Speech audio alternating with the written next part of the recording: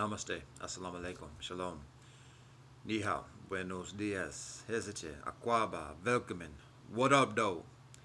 This is the weekly Holy Scriptures recorded recitation. The day today, portion 54.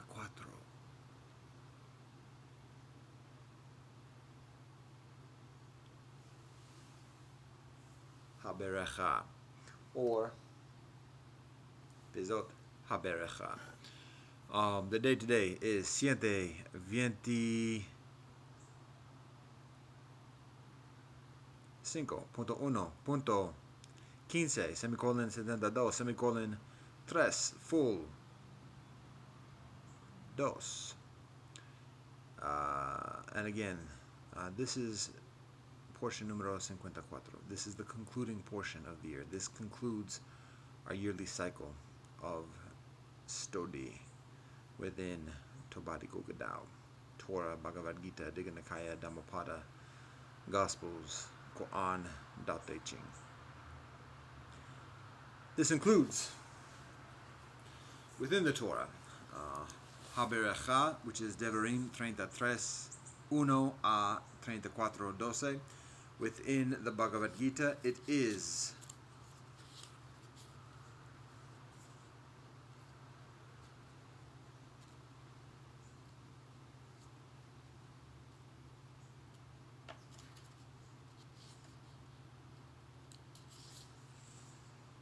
the Moksha Samyasa Yogahe, which is numero 18. Within the Digha Nikaya, within the Dhammapada, it is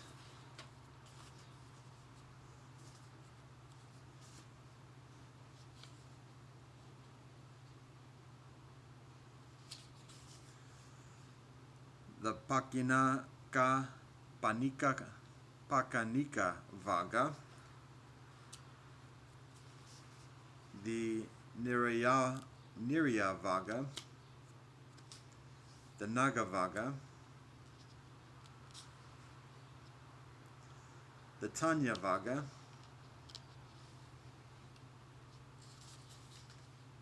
and the Bhikshu Vaga, which are chapters 21 a 26. Within the Gospels, it is chapters 27 a 28. Within the Quran, it is Surah Al-Kafirun, Surah Al-Nasr, Surah Al-Masad, Surah Al-Ikhlas, Surah Al-Falaq, and Surah Al-Nas, which are surahs 109 a 114. And within the Tao Te Ching, it is chapters 76 a 81. Within each of these respective holy scriptures, it is the concluding portion of each one.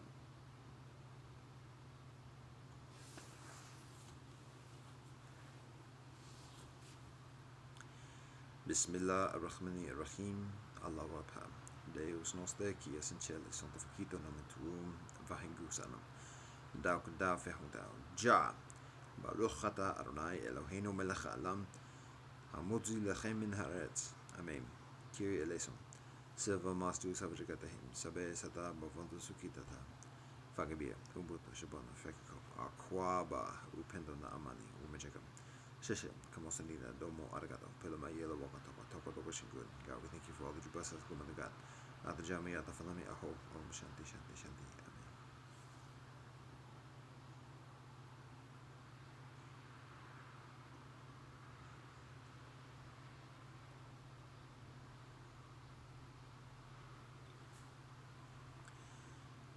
Bismillah ar-Rahmani ar-Rahim, Allahu Akbar. Deus nos te qui es in cielo, santificato nomen tuum, vahengusanum. Dao kadao fehudao. Ja, Baruch ata Adonai Eloheinu melech haolam, asher gazanu b'mitzvotav v'tzivan l'suk b'divai Torah. Amen. Kyrie eleison. Silva mastu sabjikatahim, sabe sata b'avodu sukitata. Fagabia, umbuto shabana fekako, aquaba, upendo na amani, umejika. Sheshe, kamosanida, domo arigato, pelama yelo wakataka, toko toko shingun. God, we thank you for all that you bless us, woman of God. Ata jamia yata afnami, aho, om shanti, shanti, shanti. Amen.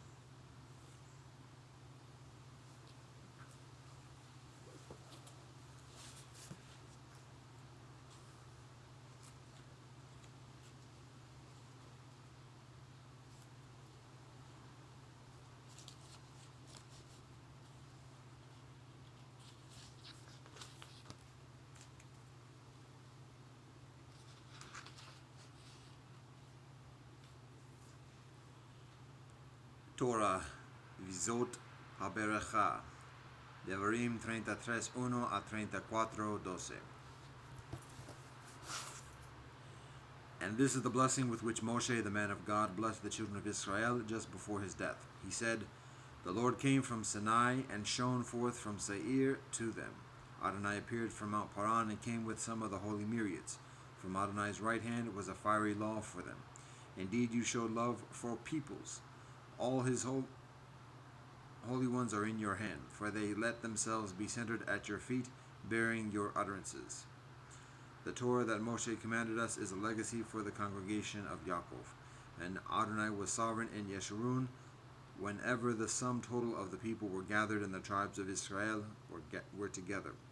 May Reuben live and not die, and may his people be counted in the number. May this also be for Yehuda. And he, Moshe, said, "O Lord, hearken to Yehuda's voice and bring him to his people. May his hands do battle for him, and may you be a help against his adversaries."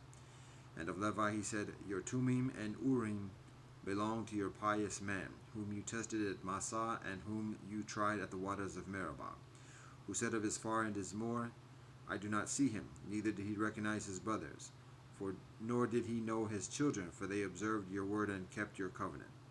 They shall teach your ordinances to Yaakov and your Torah to Israel. They shall place incense before you and burnt offerings upon your altar. May the Lord bless his army and favorably accept the work of his hands. Strike the loins of those who rise up against him and his enemies, so that they will not recover."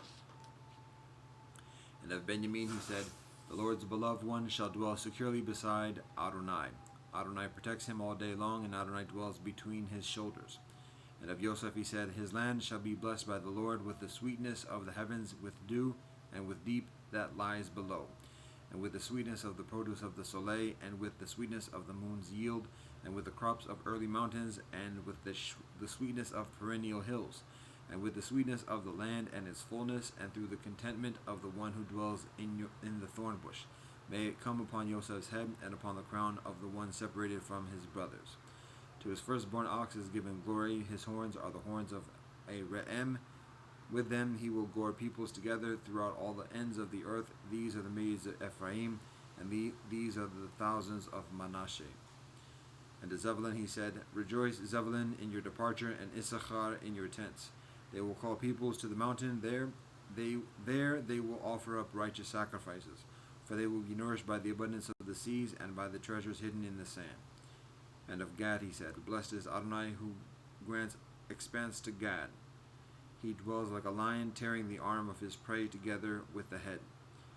He saw the first portion for himself, because there the portion of the lawgiver is hidden. And he came at the head of the people. He did what is righteous for the Lord, and what is lawful with Israel." And of Dan he said, "Dan is a young lion streaming from Bashan." And of Naphtali he said, "Naphtali is favorably satisfied and full of the Lord's blessing, possess the sea and the south." And of Asher he said, "May Asher be blessed with sons. He will be pleasing to his brothers and immerse his foot in oil.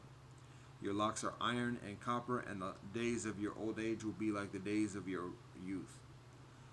Yeshurun, there is none like God. Adonai, who rides the heavens, is at your assistance, and with Adonai's majesty Adonai rides the skies, which are the abode for the God who precedes all, and below are the mighty ones of the world. Adonai expelled the enemy from before you and said, Destroy. And Israel dwelled safely and alone, as Yaakov blessed them, in a land of grain and wine. Also their heavens will drip dew. Fortunate are you, O Israel. Who is like you, O people, whose salvation is through the Lord, the shield who helps you, your majestic sword. Your enemies will lie to you, but you will tread upon their heights." And Moshe went up from the plains of Moab to Mount Nebo, to the top of the summit facing Jericho, and the Lord showed him all the land, the Gilead until Dan, and all the land of Naphtali, and the land of Ephraim and Manasseh, and all the land of Yehuda until the western sea, and the south and the plain, the valley of Jericho, the city of palm trees, until the Zoar. And the Lord said to him, This is the land I swore to Abraham, to Isaac, and to Yaakov, saying, I'll give it to your offspring. I have let you see it with your eyes, but you shall not cross over there. And Moshe, the servant of the Lord, died there in the land of Moab by the mouth of the Lord. And Adonai buried him in the valley in the land of Moab opposite Beth Peor, and no one knows the place of his burial unto this day.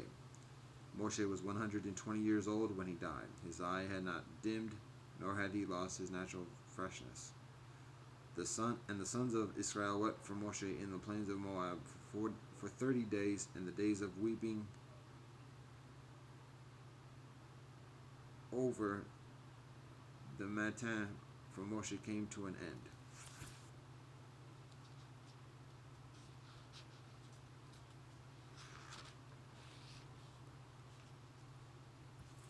And Yehoshua the son of Nun was full of the spirit of wisdom, because Moshe had laid his hands upon him, and the children of Israel obeyed him, and they did as the Lord had commanded Moshe. And there was no other prophet who arose in Israel like Moshe, whom the Lord knew face to face, as manifested by all the signs and wonders which the Lord had sent him to perform in the land of Egypt to Pharaoh and all his servants, and to all his land, and all the strong hand and all the great awe with which Moshe performed before the eyes of all Israel.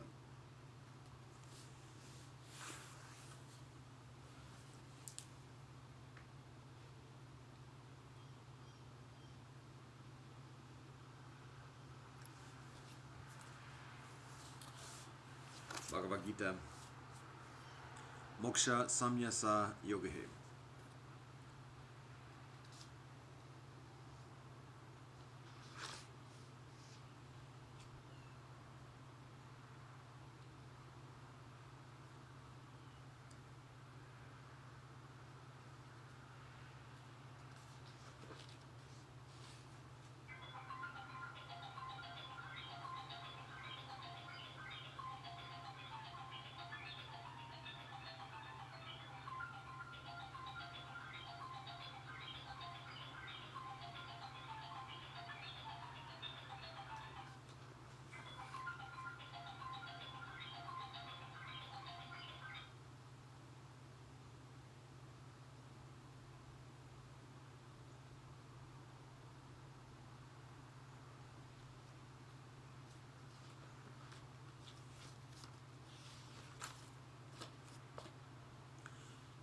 Arjuna says, I desire to know the true nature of Sannyasa and Tyaga, as distinguished from each other, O mighty Hrishikesa, O slayer of Kasi. Sri Krishna says, the renunciation of works induced by desire is understood by the sages to be sannyasa, whilst the surrender of the fruits of all works is called tyaga by the wise. Some philosophers declare that all works should be relinquished as evil. Others say that works of sacrifice, gift, and austerity should not be given up. Learn from me, O best of Bharatas, the truth about relinquishment, for relinquishment is declared to be of three kinds, O tiger amongst men. Acts of sacrifice, gift, and austerity must not be given up, but should be performed, for verily sacrifice, gift, and austerity purify the wise. Even these works, however, should be done without attachment and desire for fruit. This, O Partha, is my conclusive and final judgment. The renunciation of obligatory action is not proper. Its abandonment from delusion is declared to be of the nature of tamas. The renunciation of a man who abandons a duty from fear of physical suffering because it is painful is of the nature of rajas. It does not bring him the fruit of renunciation. When a man performs an obligatory action only because it ought to be done, and renounces all attachment and the fruit, his renunciation, O Arjuna, is characterized by sattva.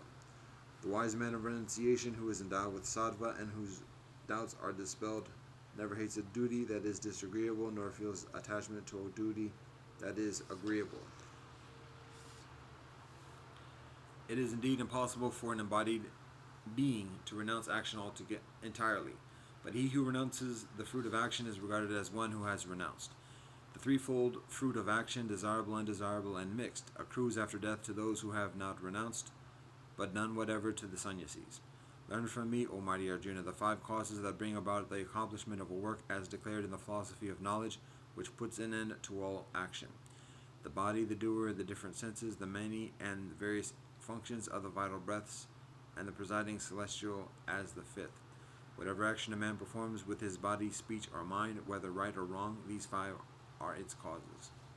That being so, the man of perverted mind, who on account of impure understanding looks on the self, the absolute, as the agent, he does not at all. He sees not at all. He who is free from the feeling of eye consciousness, and whose understanding is undefiled, though he slays these men, he slays not, nor is he bound. Knowledge, the object of knowledge, and the knower form the threefold incitement to action, and the instrument, the object, and the doer are the threefold basis of action. Knowledge, action, and the doer are declared in the science of the gunas to be of the three kinds, according to the distinction of the gunas. Hear of them as they are. The knowledge by which one indestructible substance is seen in all beings, undivided in the divided, know that knowledge is of the nature of sattva.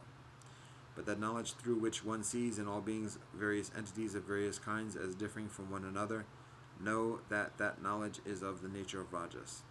And the knowledge that is confined to one single effect, if it were the whole and is without reason, without foundation in truth, and trivial, that knowledge is declared to be of the nature of tamas. The action that is obligatory and is done without love or hate by one who desires no fruit and who is free from attachment, that action is characterized by sattva. But the action that is performed with much effort by one who seeks to gratify his desire, or who is prompted by a feeling of I, that action is declared to be of the nature of rajas. Whereas the action that is undertaken through ignorance, without regard to consequences or loss or injury, and without regard to one's ability, that action is said to be of the nature of tamas. The doer who is free from attachment and egotism, who is endowed with fortitude and zeal, and who is unaffected by success and failure, he is said to be of the nature of sattva. The doer who is passionately attached to action and desirous of its fruit, who is greedy, violent, and impure, and who is moved by joy and sorrow, he is declared to be of the nature of rajas. The doer who is unsteady, vulgar, and arrogant, deceitful, malicious, and indolent, desponding, and procrastinating, he is said to be of the nature of tamas. Hear from me, Partha, the threefold distinction of understanding and firmness according to the gunas, O Dhananjaya, as I explain them severally and fully. The understanding that determines for a man the path of work and renunciation, right or wrong, action, that determines from a fear and fearlessness, bondage and liberation, that O Partha is of the nature of sattva. The understanding that gives a distorted apprehension of dharma and adharma, of what ought to be done and what ought not to be done, that O Partha is of the nature of tamas. That is the nature, O Partha. O Partha. That, O Partha, is of the nature of rajas. The understanding that being enveloped in darkness regards adharma and dharma and reverses all values, that, O Partha, is of the nature of tamas. The firmness that is accompanied by unswerving concentration and by which one controls the activities of the mind, the pranas, and the senses, that, O Partha, is of the nature of sattva. But the firmness by which one holds fast to dharma, pleasure, and wealth, desiring the fruit of each, through an intense attachment, that, O Partha, is of the nature of rajas. And the firmness by which a stupid person does not give up his sleep, fear, grief, despondency, and sensuality, that, O Partha, is of the nature of tamas. And now hear from me, O Bharata, Prince, the three kinds of happiness. That in which a man comes to rejoice by practice, and in which he rejoices, and in which he reaches the end of pain, and that which is like poison at first, but like nectar in the end. That happiness born of the clear knowledge of the self is said to be of the nature of sattva. That which arises from the contact of the senses with their objects, and which is like nectar at first, but like poison in the end, that happiness is said to be of the nature of rajas. But that which deludes the soul at the beginning and even at its termination, and which springs from sleep, sloth, and error, that happiness is declared to be of the nature of tamas. There is no creature here on earth, nor amongst the angels in heaven, who is free from the gunas born of prakriti. The duties of Brahmins, Kshatriyas, Vaishyas, and Sudras have been assigned also according to the gunas born of nature. Control of the mind, control of the senses, austerity, cleanliness, forbearance, and uprightness, as also knowledge, realization, and faith. These are the duties of a Brahmin born of his own nature. Heroism, high spirit, firmness, resourcefulness, dauntless in battle, generosity, and sovereignty. These are the duties of a Kshatriya born of his own nature. Agriculture, cattle rearing, and trade are the duties of a Vaishya born of his own nature. And the duties of a Shudra born of his own nature is action consisting of service. Man attains high perfection by devotion to his own duty. Hear from me, O Arjuna, how perfection is attained by him who is devoted to his own duty. By worshipping Brahman, from whom all beings proceed and by whom the whole universe is pervaded. By worshipping Brahman, though the performance of duty does a man attain perfection. Better is one's own dharma, though imperfect, than the dharma of another well performed. He who does the duty ordained by his own nature incurs no sin. One ought not to give up the work to which one is born, O son of Kunti, though it has its imperfections, for all undertakings are beset with imperfections as fire with smoke.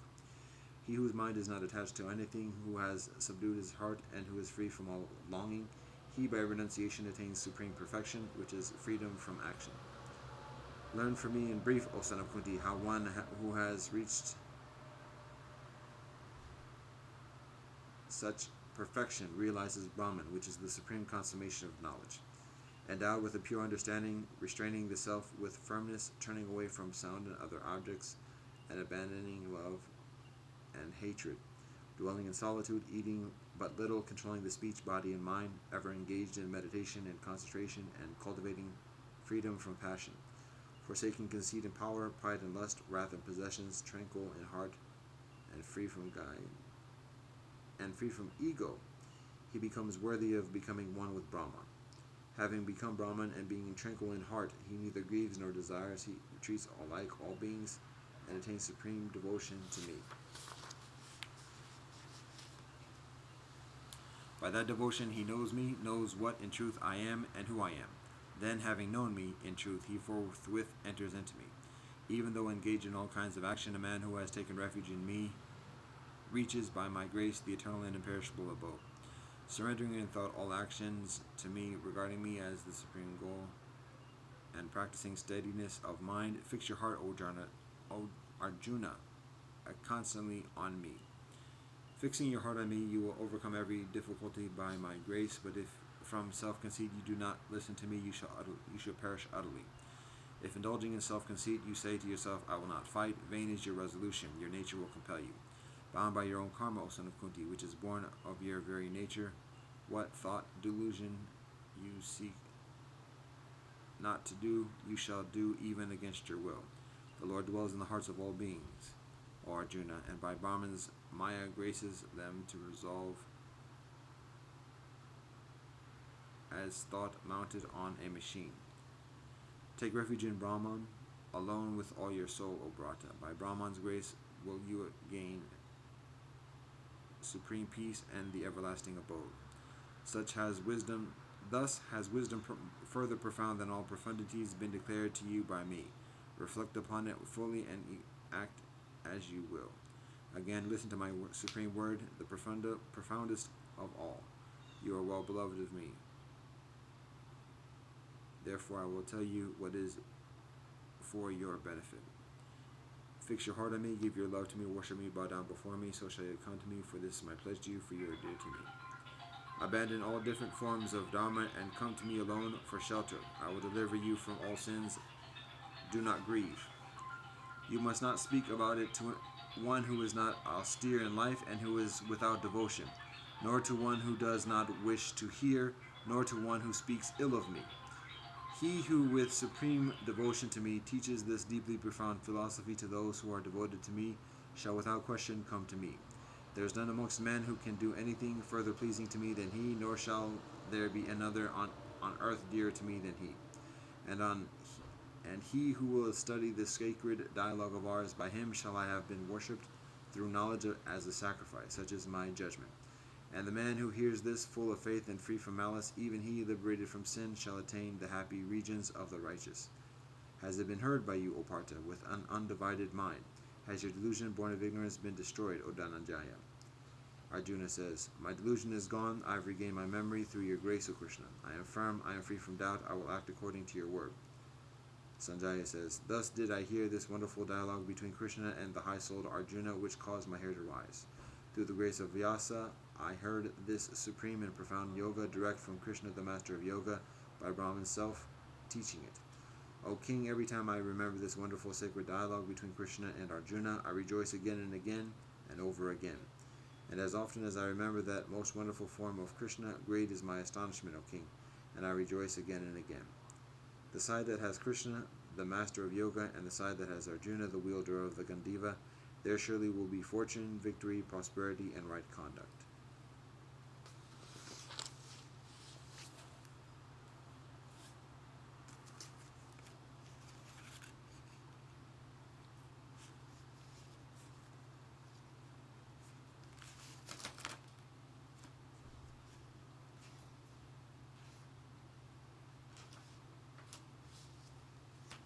Such is my conviction.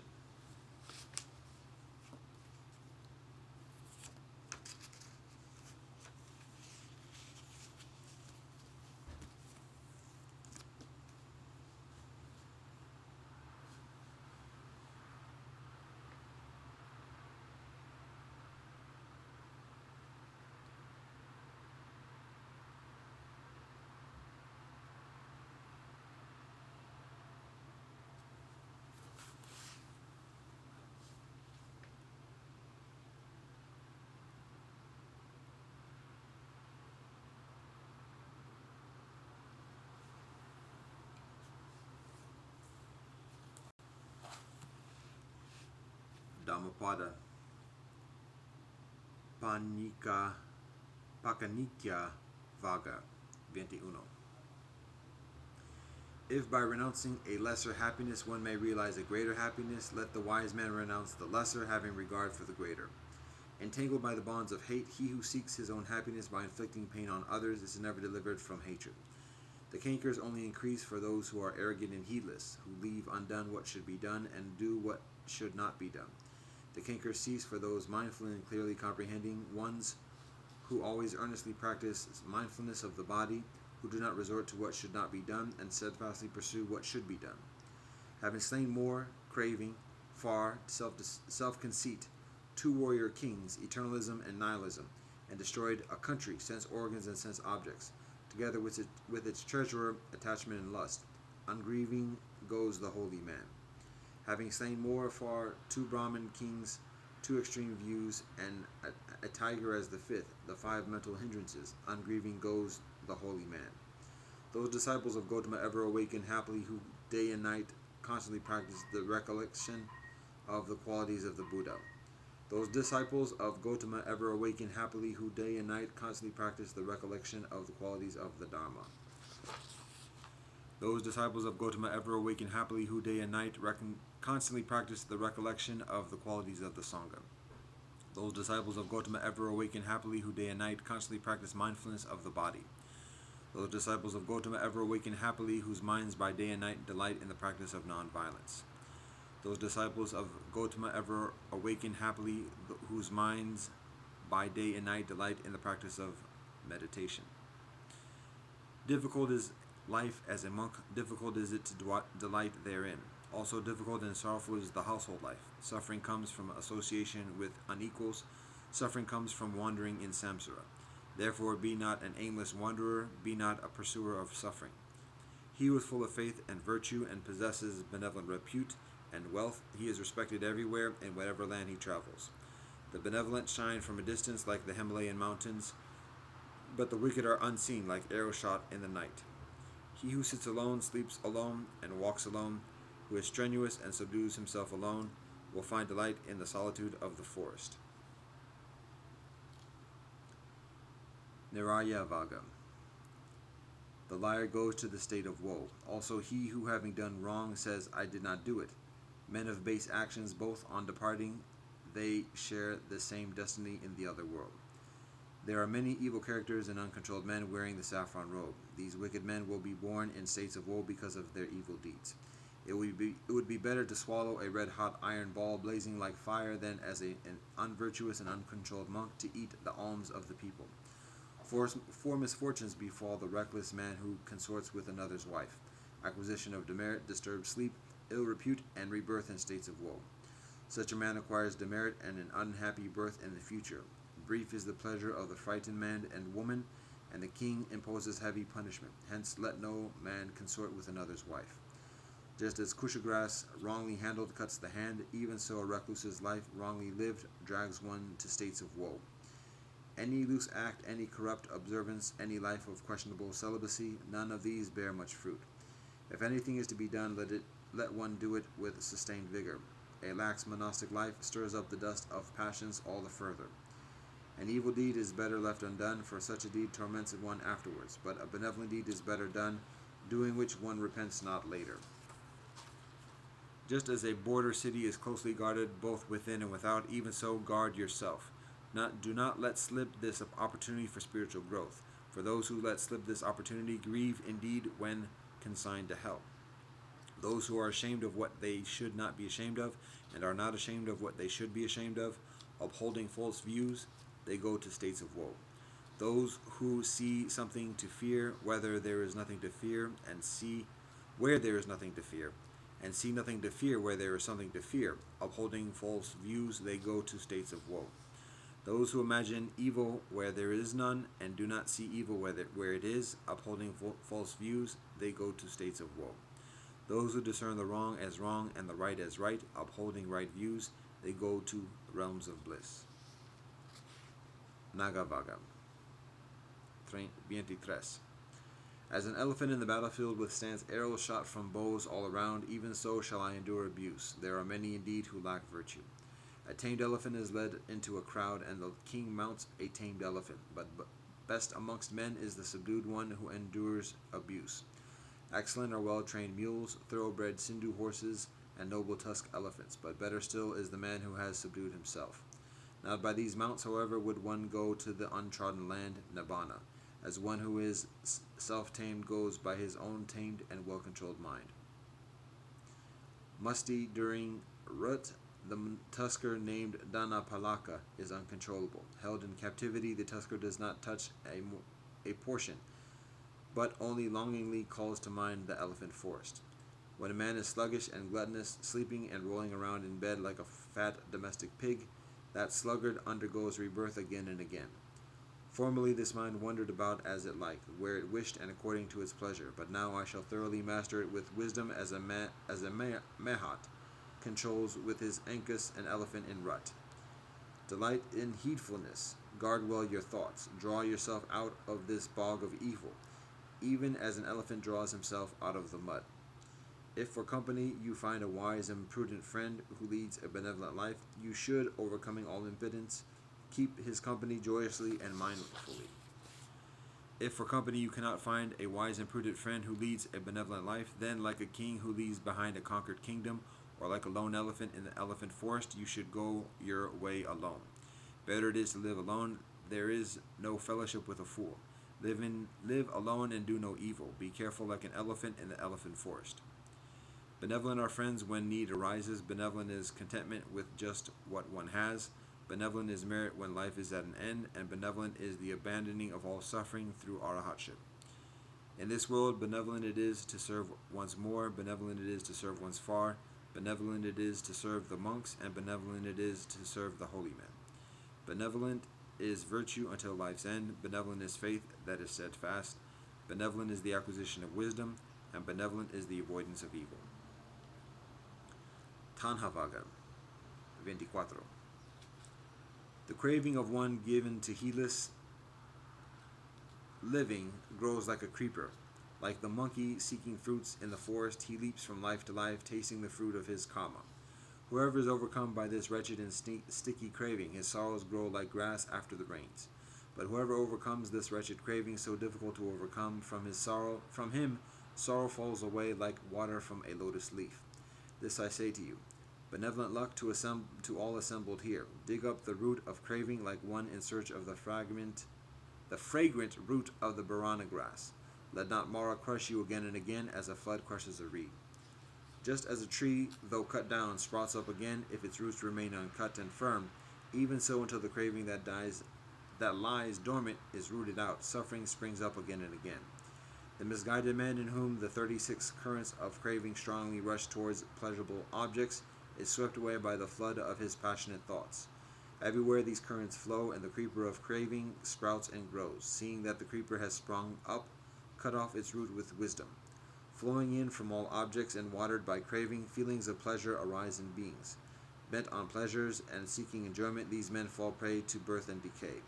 Beset by craving, people run about like an entrapped hare. Held fast by mental fetters, they come to suffering again and again for a long time.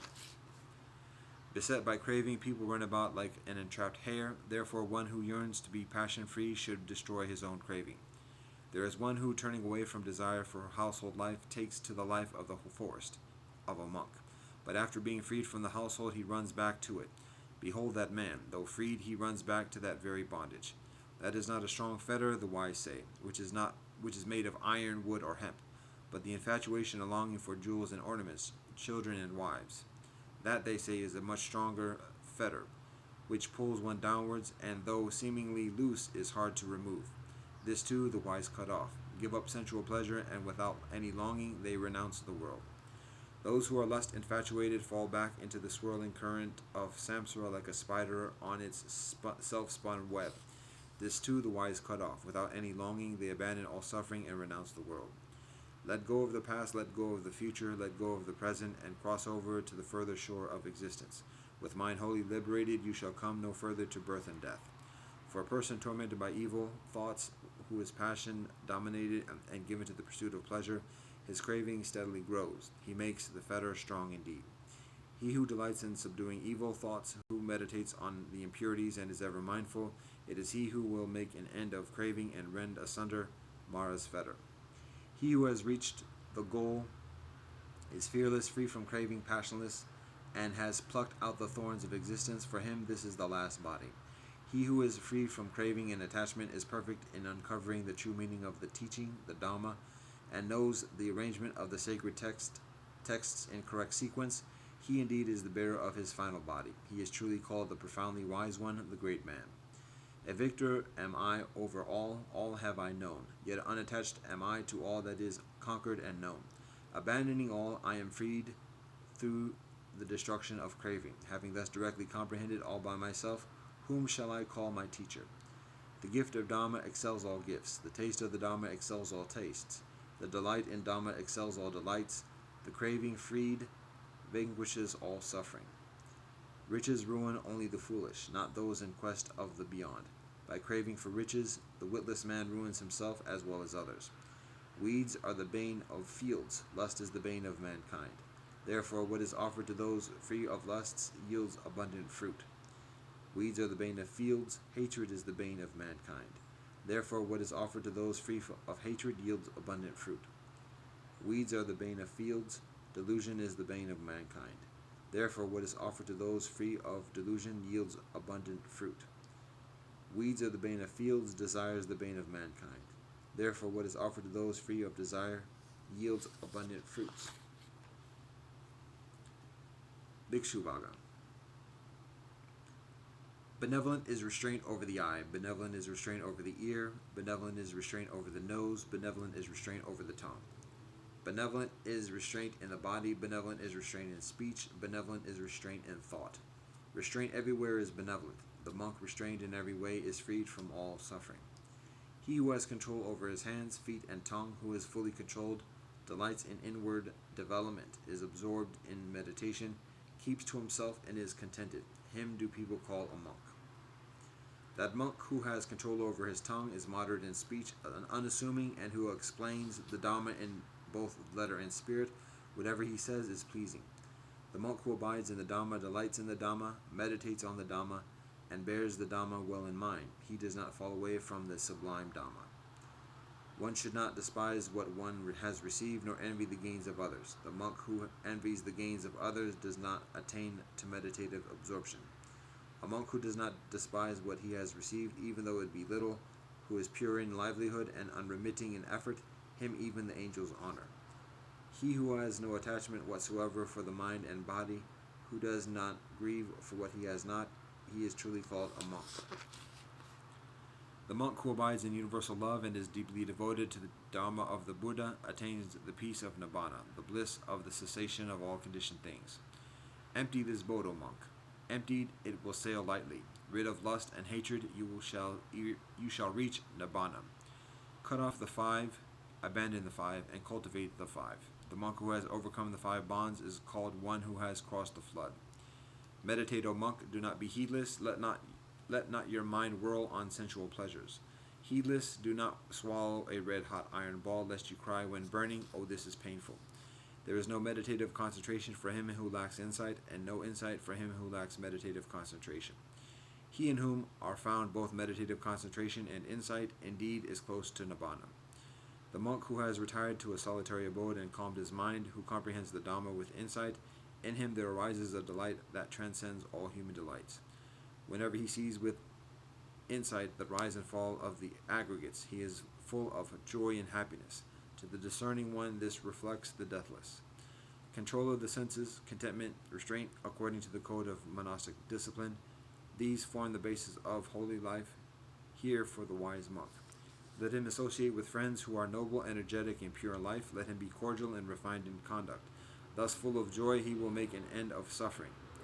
Just as the jasmine creeper sheds its withered flowers, even so, O monks, should you together shed lust and hatred. The monk who is calm in body, calm in speech, calm in thought, well composed, and who has spewed out worldliness, he truly is called serene. By oneness, one must censure oneself and scrutinize oneself. The self-guarded and mindful monk will always live in happiness. One is one's own protector, one is one's own refuge. Therefore, one should control oneself, even as a trader controls a noble steed. Full of joy, full of faith in the teaching of the Dhamma of the Buddha, the monk attains the peaceful state, the bliss of cessation of conditioned things. That monk who, whilst young, devotes himself to the Dhamma of the Buddha, illumines this world like the moon freed from clouds.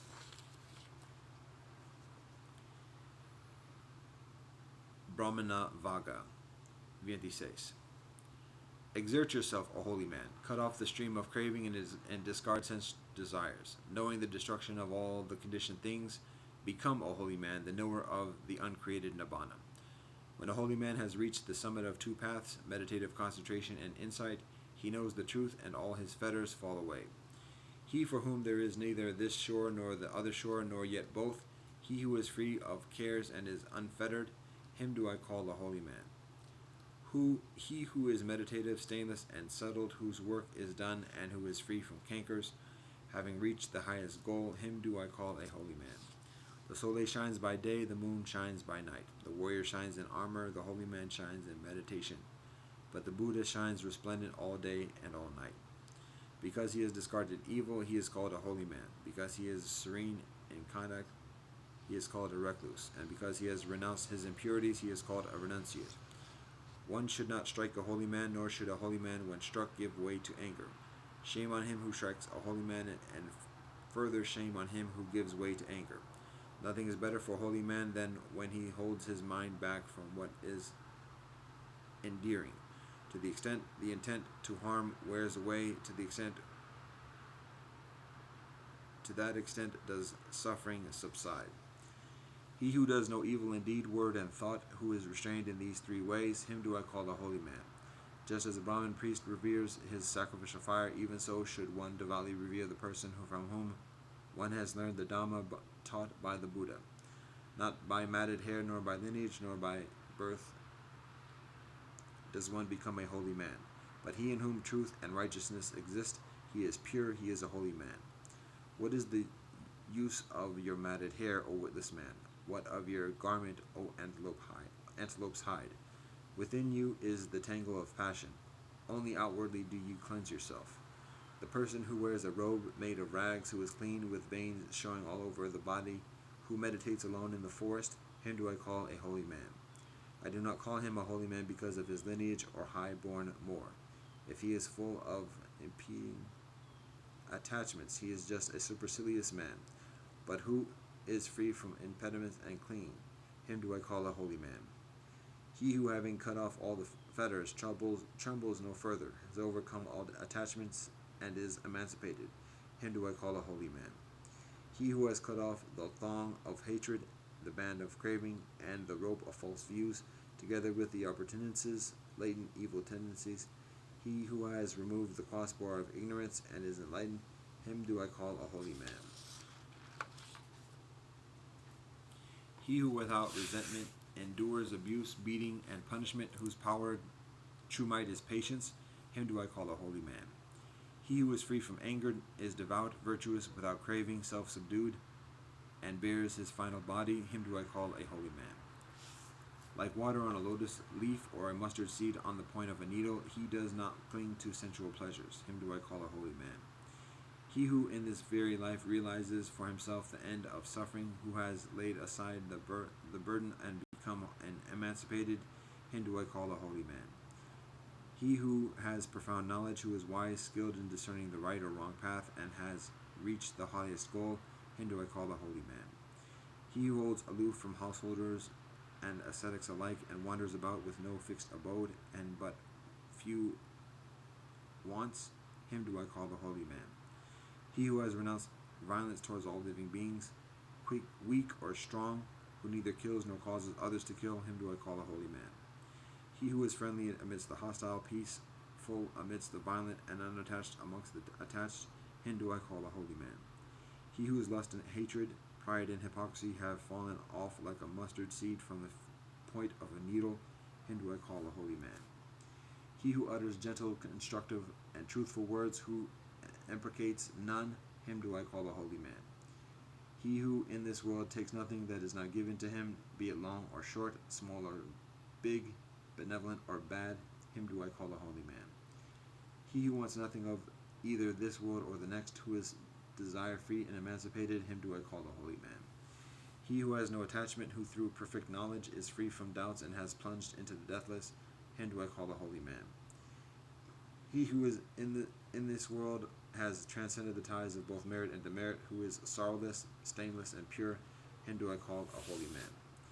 He who like the moon is spotless and pure, serene and clear, who has destroyed the delightness in existence, him do I call a holy man. He who, having traversed this miry, perilous, and delusive round of existence, has crossed over and reached the other shore, who is meditative, calm, free from doubt, and clinging to nothing, has attained to nibbana, him do I call a holy man. He who, having abandoned sensual pleasures, has renounced the household life and become a homeless one, has destroyed both sensual desire and continued existence, him do I call a holy man. He who, having abandoned craving, has renounced the household life and become a homeless one, has destroyed both craving and continued existence, him do I call a holy man. He who, by casting off human bonds and transcending heavenly ties, is wholly delivered of all bondages, him do I call a holy man. He who, having cast off likes and dislikes, has become tranquil, is rid of the substrata of existence, and like a hero has conquered all the worlds, him do I call a holy man. He who in every way knows the death and rebirth of all beings, and is totally detached, blessed, and enlightened, him do I call a holy man. He who has tracked no angels, no celestial beings, no humans trace, the Arahat who has destroyed all cankers, him do I call a holy man. He who clings to nothing of the past, present, and future, who has no attachment and holds on to nothing, him do I call a holy man. He, the noble, the excellent, the heroic, the great sage, the conqueror, the passionless, the pure, the enlightened one, him do I call a holy man. He who knows his former births, who sees heaven and hell, who has reached the end of birth and attained to the perfection of insight, the sage who has reached the summit of spiritual excellence, him do I call a holy man.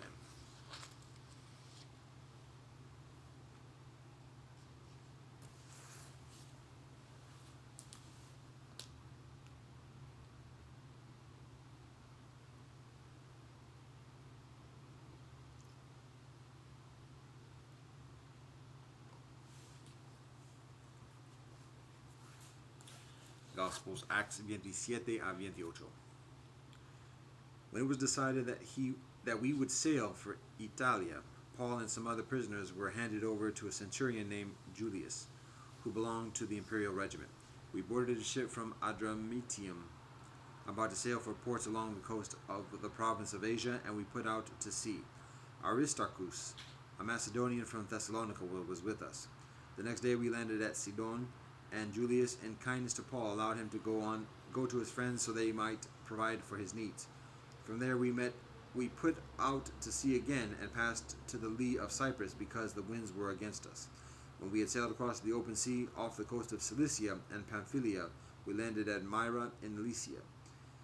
There the centurion found an Alexandrian ship sailing for Italia, and put us on board. We made slow headway for many days and had difficulty arriving off Cnidus. When the wind did not allow us to hold our course, we sailed to the lee of Crete opposite Salmone.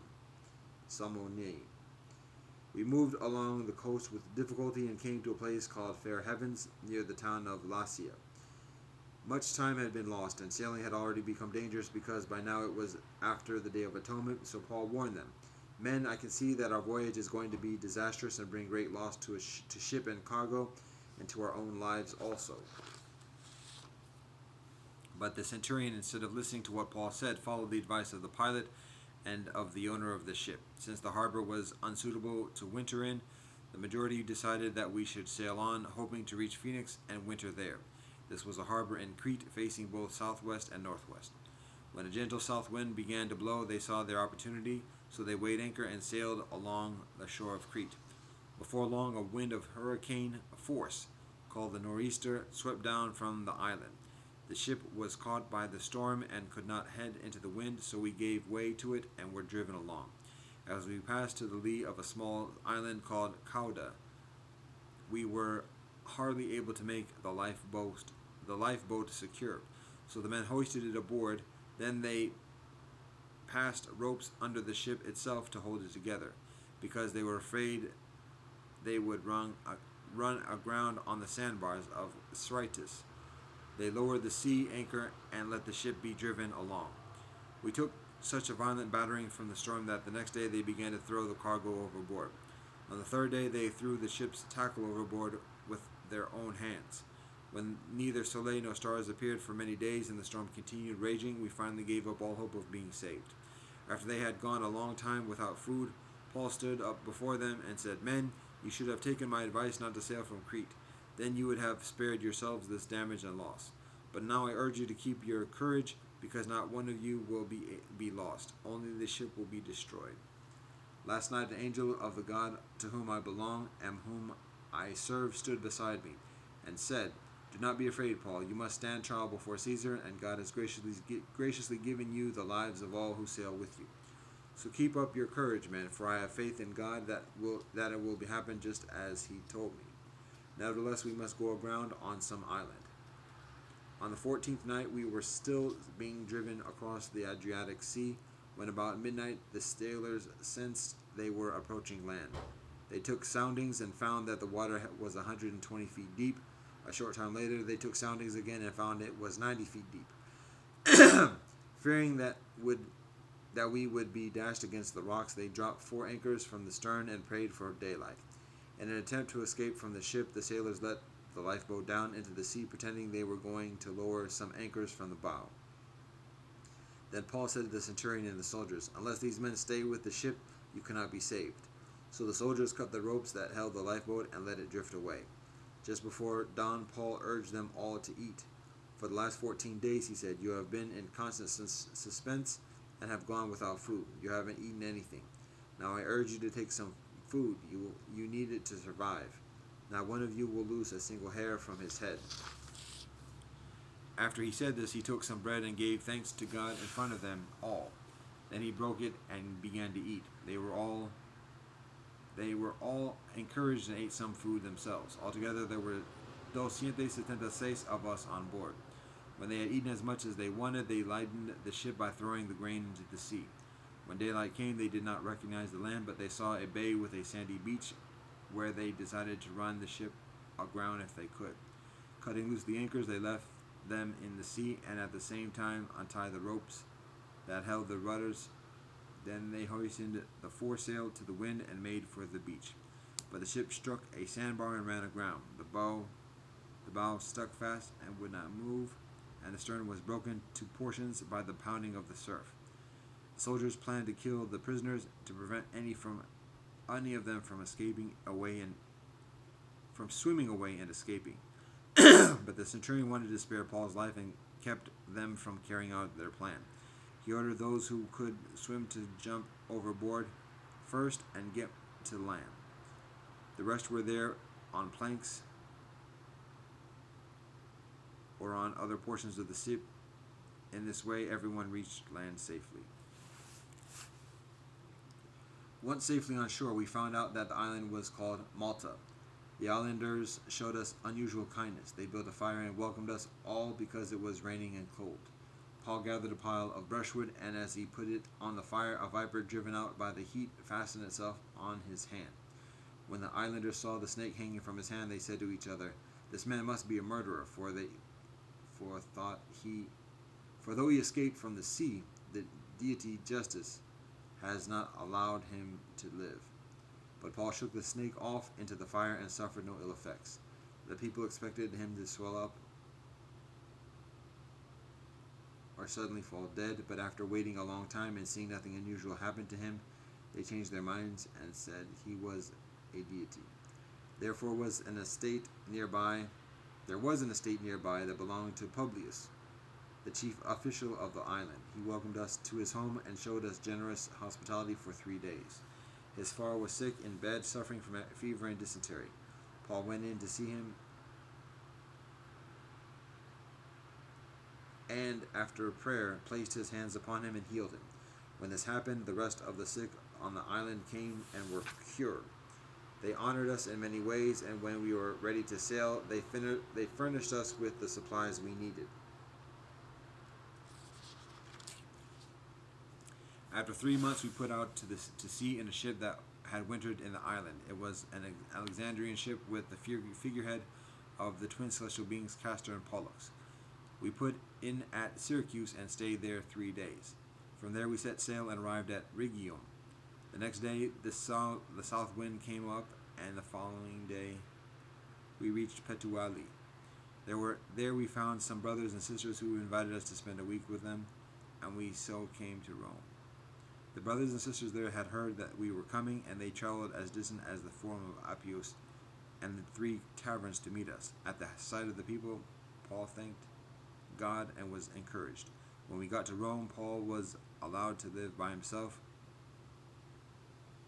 with a soldier to guard him. 3 days later, he called together the local Jewish brethren leaders. When they had assembled, Paul said to them, "My brothers, although I have done nothing against our people or against the customs of our ancestors, I was arrested in Jerusalem and handed over to the Romans. They examined me and wanted to release me, but I was not guilty of any crime deserving death. The Jewish brethren objected, so I was compelled to make an appeal to Caesar. I certainly did not intend to bring any charges against my own people. For this reason I have asked to see you and talk with you. It is because of the hope of Israel that I am bound with this chain."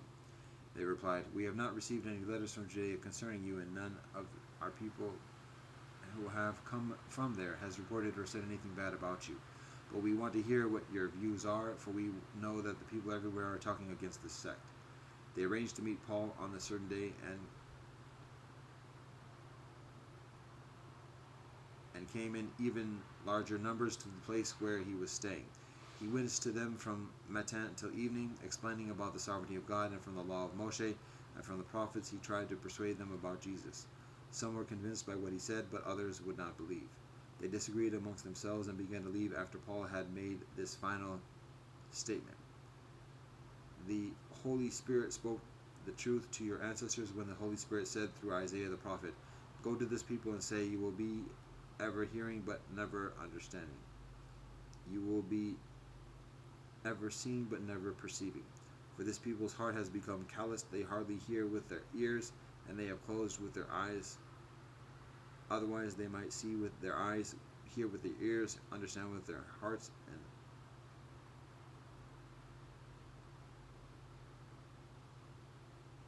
understand with their hearts, turn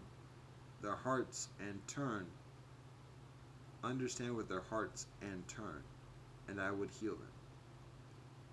Therefore ask Therefore, I want you to know that God's salvation has been sent to the Gentiles, and they will listen. For 2 whole years, Paul stayed there in his own rented house and welcomed all who came to see him. He proclaimed the sovereignty of God and taught about the Master Jesus Christ with all boldness and without hindrance.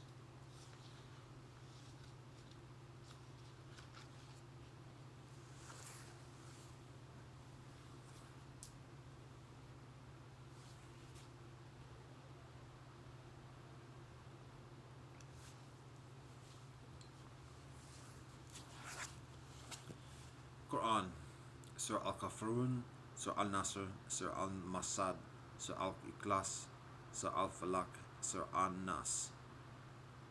109 a 114. Surah Al-Kafirun, 109. Bismillah ar-Rahman ar-Rahim. In the name of Allah, most gracious, most merciful. Say, O ye that reject faith, I worship not that which ye worship, nor will ye worship that which I worship. Nor will I worship those whom you have worshipped, nor will ye worship that which I worship. To be your way, and to me mine. Surah An-Nasr.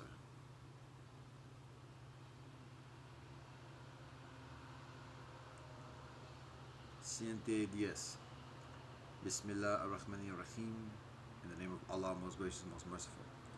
When comes the help of Allah and victory, and thou dost see the people enter Allah's religion in crowds, celebrate the praises of thy Lord and pray for Allah's forgiveness, for Allah is oft returning in grace and mercy.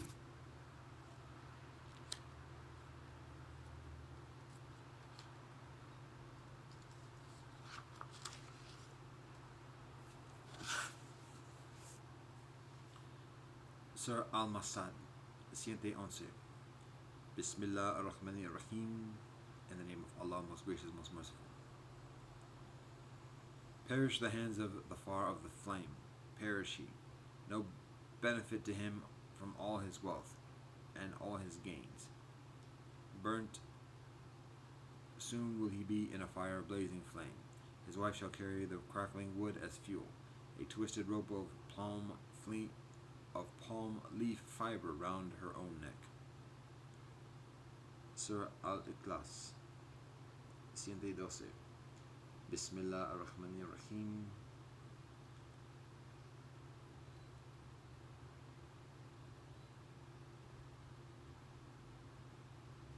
In the name of Allah, most gracious, most merciful. Say, Allah is Allah, the one and only. Allah, the eternal, absolute. Allah begat not, nor is Allah begotten, and there is none like unto Allah.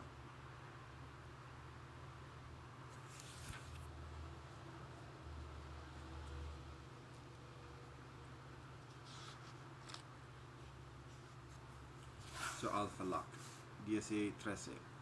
Bismillah ar-Rahman ar-Rahim. In the name of Allah, most gracious, most merciful.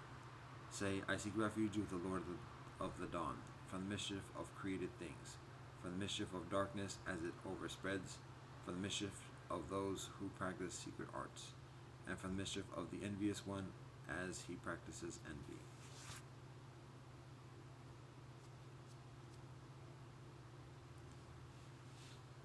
Surah An-Nas.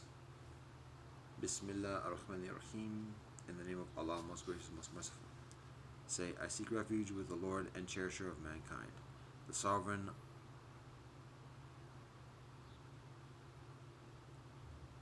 or ruler of mankind,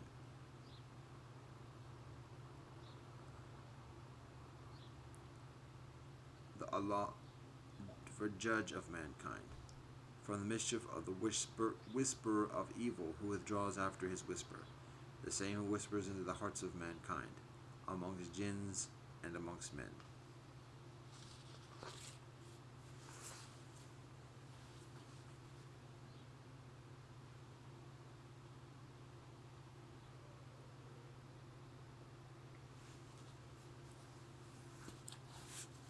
Dao Tai Ching 76 a 81. 76. Whilst alive, the body is soft and pliant. When dead, it is hard and rigid. All living things, grass and trees, whilst alive, are soft and supple. When dead, become dry and brittle. Thus, that which is hard and stiff is the follower of death. That which is soft and yielding is the follower of life. Therefore, an inflexible army will not win. A strong tree will not be cut down. A strong tree will be cut down. The big and forceful occupy a lowly position, whilst the soft and pliant occupy a higher place. 77. The Tao of heaven is like drawing a bow. Lower that which is high, raise that which is low, reduce that which has excess, add to that which is lacking. The Tao of heaven reduces the excessive and adds to the lacking. The Tao of people is not so. It reduces the lacking in order to offer to the excessive. Who can offer their excess to the world? Only those who have the Tao. Therefore sages act without conceit, achieve without claiming credit. They do not wish to display their virtue.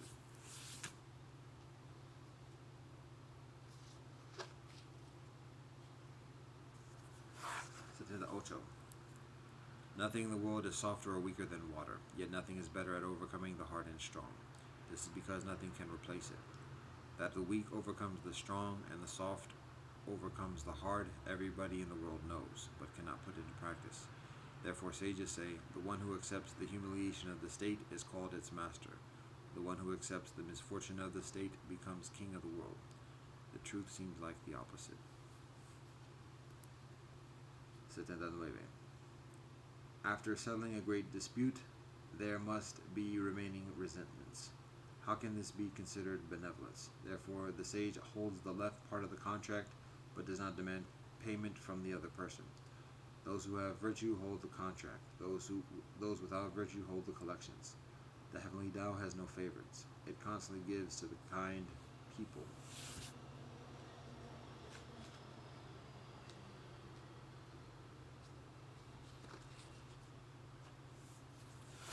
80. Small country, few people. Let them have many weapons, but not utilize them. Let the people regard death seriously, and not migrate distantly away. Although they have boats and chariots, they have no need to take them.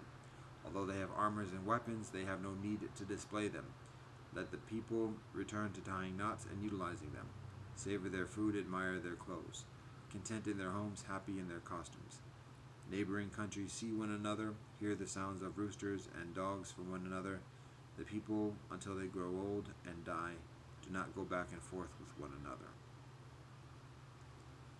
81. True words are not beautiful. Beautiful words are not true. Those who are benevolent do not debate. Those who debate are not benevolent. Those who know are not broad of knowledge. Those who are broad of knowledge do not know. Sages do not accumulate. The further they assist others, the further they possess.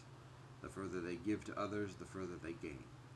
The Tao of heaven benefits and does not harm. The Tao of sages assists and does not contend.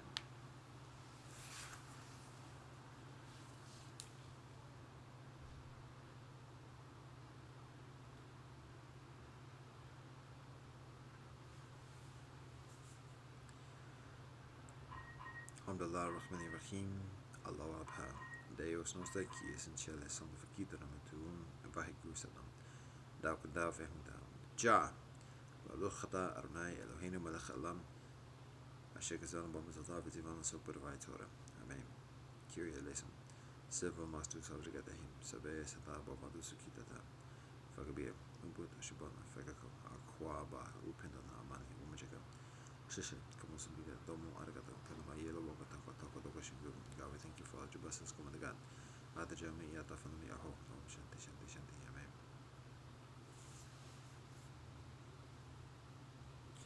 Alhamdulillah Rahmani Rahim. Allah Abha. Deus nos aqui essentielle Santa Fakita no Matuum. Vahigusanam. Dakuda Fehunda. Ja. Baruchata Arnai Eloheinu melech alam. Hamotzi lechem min haaretz. Amen. Kyrie eleison. Silva mastus avrigatahim. Sabe sata bomadu sukitata. Fagabia. Ubuto shibana fekakum. Aquaba. Upendana amani. Umajaka. Shishet. Kamusumida. Domo arigato. Pelama yelo wakatako. Talk odokashimbu. God, we thank you for all the blessings. Come on, God. Mata Jami Yata Fanami Aho. Om Shanti Shanti Shanti.